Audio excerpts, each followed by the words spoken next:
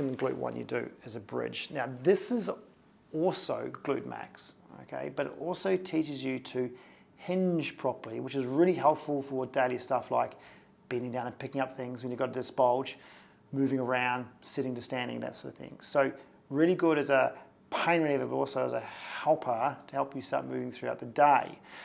With your glute bridge, this is definitely not an articulated bridge through here, meaning you're not rotating or flexing at the spine. You don't want to flex because when you're really acute, and you probably can't.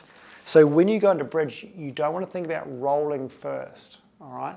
What you do want to think about is pushing through your heels and not lifting at your back. Yes, your pelvis comes up, but what we're trying to do is sort of tell the brain, I want to use my glutes and the hammies to do it, okay? Because that's where the pain is. I want them switching on, not switching off.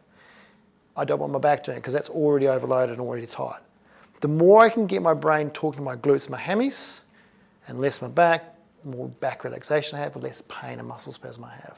So to get up, I'm going to push my heels down. I'll think about if I could push my heels through the floor. So I load my heels down and immediately I'm going to come up at the hips. All right? I want to think not about arching my back, not about lifting my back. I want to go heels down, weight down through here. And when you get about halfway, you try and squeeze your glutes to finish it off. So by then, I've got glute, hammy and heel. I'm not thinking about my lower back. Yes, my lower back's off the floor. I've got my core on here, but I'm doing all the work from beneath, okay? And then when I drop down, I weight down through the heels and slowly hit the ground there again, okay?